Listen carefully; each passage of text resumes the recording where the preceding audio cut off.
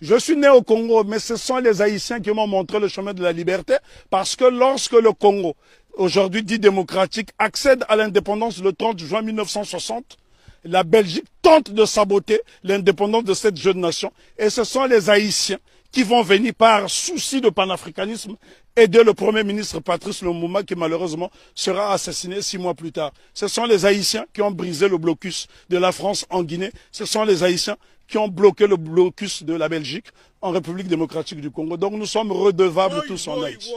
N'oublions pas que Haïti sera envahi pendant 29 ans par les États-Unis d'Amérique pour punir cette nation d'avoir vaincu les Blancs. C'est Haïti qui a libéré l'Amérique latine avec Simon Bolivar. Et encore lorsqu'on dit que c'est Haïti qui a libéré, ce n'est qu'une partie d'Haïti, puisqu'à cette époque, Haïti était divisé en deux.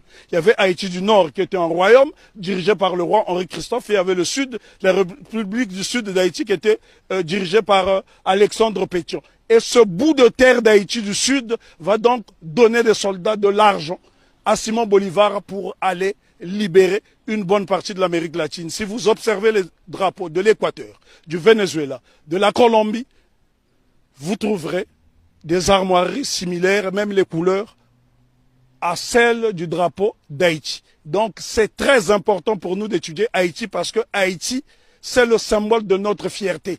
Et les gens dans la Caraïbe doivent intégrer cette notion. Si les Haïtiens n'avait pas lancé ce slogan coupé tête boulet caille qui a fait trembler le monde entier, ben probablement que l'abolition de l'esclavage aurait eu lieu peut-être plus tardivement. Est-ce que tu peux nous donner des exemples de pays? Parce que là, on est en direct. L'exemple que je peux vous donner. Quel pays a été aidé par Haïti? Le Congo, pays dont je suis originaire, la République démocratique du Congo a été aidée par Haïti, parce qu'en 80 ans de colonisation belge, les Belges n'ont même pas été fichus de former une dactylographe. Et la première dactylographe qui va dactylographier le discours de Lumumba, c'est Suzanne Peck, qui est la mère de Raoul Peck. Donc Haïti est au cœur de notre émancipation. Haïti a aidé l'Éthiopie, Haïti a aidé la Grèce de se libérer. Là, je vous parle de l'Europe. Haïti a aidé la Guinée. Haïti a toujours été au cœur de notre lutte. L'exemple le plus simple est le père de l'indépendance de Cuba, celui qui a lancé les hostilités contre les Espagnols, c'est Antonio Maceo. Lui-même a été formé en Haïti. Donc Haïti, si vous allez à Cuba, les Haïtiens sont très respectés. Il y a des localités entières où on trouve des Haïtiens. Il n'y a que dans la Caraïbe francophone où on voit ce mépris.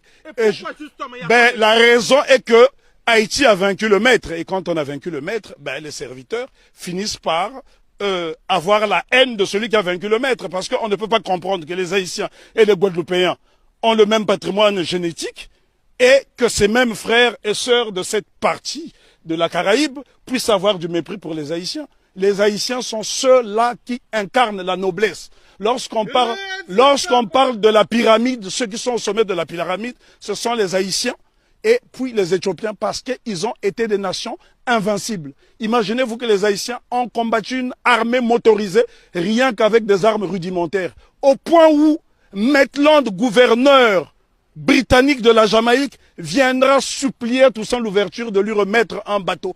Haïti avait l'une des armées les plus puissantes d'Amérique. Et c'est un Haïtien du nom de Jean-Baptiste Pointe du Sable qui crée la ville de Chicago, qui est l'une des plus grandes villes des États-Unis d'Amérique. Donc, respect à Haïti.